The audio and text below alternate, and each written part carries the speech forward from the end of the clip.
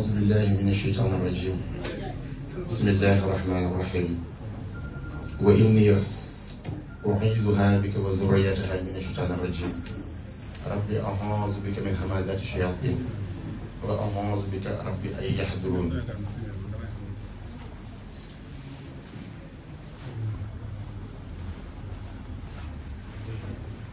خرجت يوم السبت ثامن عشر لخدمة المختار في شهر صفر أسير مع الأبرار حين أسير وظن العدا أني هناك أسير مسيري مع الأخيار لله بالنبي وما لي لغير الله عود مسير.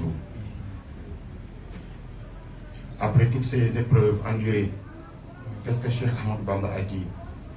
عفوت عن الأعداء طرا بوجه من نفاهم لغيري سرمدا لست أدفعهم.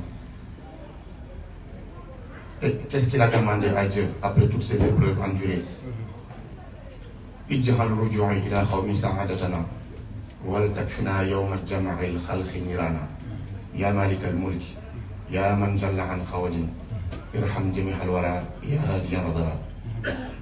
Chers frères et sœurs en islam, assalamu alaikum wa rahmatullahi ta'ala wa barakatuhu. C'est avec un immense plaisir de vous avoir parmi nous en ce jour très spécial pour nous, disciples de Cheikh Ahmadou Bamba, qui est un cadeau pour la race noire, mais aussi et surtout pour toute la Oumma islamique. Cheikh Ahmadou Bamba, Khadim Rassoul lui-même a dit, je cite, si ce n'était pas les fils d'Adam, je ne passerai pas une seule nuit sur terre. N'abusez pas de ma condition d'homme noir pour ne pas profiter de moi. Je suis le serviteur éternel et chaque génération aura la certitude que je suis venu pour elle. Fin de citation. Ce jour de 18 Safar qui marque le départ de Cheikh Ahmadou Bamba en 1895 vers l'exil ici au Gabon par les colonisateurs pendant 7 ans, confrontant de dures épreuves dont chacune d'elles pouvait lui ôter la vie. Mais par la grâce d'Allah, Allah subhanahu wa ta'ala, il les a tous remportés haut la main. Et ce jour est célébré aujourd'hui partout dans le monde. Qu'Allah, par sa miséricorde, exauce toutes nos prières. Allahumma amin. Ce jour est unique pour nous, Mourides, parce que c'est une recommandation, le ndigal du Cheikh, qu'il avait déjà célébré de son vivant, et de le recommander en disant que toute personne dont ma joie est réciproque, dès que ce jour de 18 Safar arrive, rendez grâce à Dieu. Et nous savons tous que Dieu a dit sur le Coran, la in shakartum la azidannakum. Et faites des repas copieux pour les partager à toutes les personnes qui peuvent en bénéficier.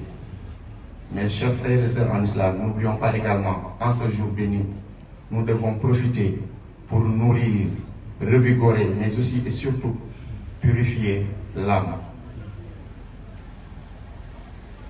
Et pour cela, nous devons réciter, apprendre le Coran comme nous venons de le faire, apprendre les khasaïd, c'est-à-dire les écrits du Cheikh, parce que plusieurs personnes pensent que les miracles qu'il a fait, c'est le fait de prier sur la mer. Mais lui, il ne considère pas ça comme un miracle. Lui, il a dit que ce sont ses écrits qui sont ses miracles.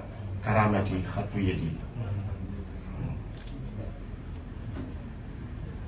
Donc, nous allons faire des proclamations de ces écrits, les khasaïd du Cheikh. Ensuite aussi, faire des salatu ala nabi et faire des zikrs pour bien nourrir l'âme. C'est la raison pour laquelle le collectif des érudits de la ville sainte de Touba, appelé Raoul Rayahin, choisit un thème chaque année pour un islamique. Et pour cette année, le thème qui est choisi, c'est Wahdatul Muslimin, c'est-à-dire l'union sacrée des musulmans. Et nous savons tous que dans le Coran, Dieu a dit Wa'tasimu bihablillahi jami'an wa la tafarraqu. Donc, même concernant cette union des musulmans, Cheikh Ahmadou Bamba a dit quoi sur ses écrits, sur Masalikul Jinan, que nos confréries également ne doivent pas ne doit pas nous séparer. Et qu'est-ce qu'il a dit? فكل ورد يريد المريد لحضرة الله ولا بيهدا سواء ينتمى إلى الجيراني أو ينتمى لأحمد التيجاني أو سواء من الأقطاب إذ كلهم خطا على السواء. Donc je ne vais pas m'éterniser parce que le thème là, Wahdatul Muslimin, l'union sacrée des musulmans, c'est un thème qui sera développé et exposé par notre Djawrin Cheikh Seck. Nous allons lui donner largement le temps pour qu'il fasse un exposé sur ça. Donc, je vais tout simplement vous lire le programme et nous allons poursuivre pour le dérouler. Donc, de 7h30 à 10h, c'est ce que nous venons de faire, la lecture du Saint-Coran. De 10h à 10h30, il y aura un exposé concernant le thème du Magal que je viens de dire, qui sera animé par notre Djawrin Cheikh Seck, Wahdatul Muslimin, l'union sacrée des musulmans. Et de 10h30 à 11h aussi, il y aura un message du président et des différentes communautés invitées. Voilà. Bon, donc à partir de 11h, on va faire une pause petit déjeuner. Et de 11h30 à 13h20, il y aura des déclamations de Khassaïd, c'est-à-dire les écrits du Cheikh. De 13h45 à 15h30, il y aura un déjeuner et des desserts, etc. De 15h45, on va préparer la prière de Takussan. De 16h jusqu'à 18h, il y aura des zikrs et des chants religieux parce que nos amis et frères Tidjane sont là.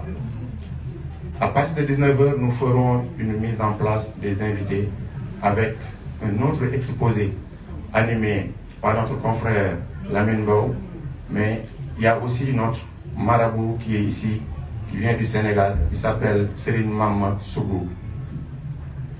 Lui, ses grands-parents, son grand-père, Serine Djiri Wadan Sougou, faisait partie des chefs de Cheikh Ahmadou Bamba, Khadim Rassoul. Donc, le discours qu'on va faire, la mise en place qu'on va faire vers 19h, après la présentation de Lamine Bao qui va faire son entrée, notre marabout ici présent fera le dernier discours et des prières pour toute la communauté. Donc,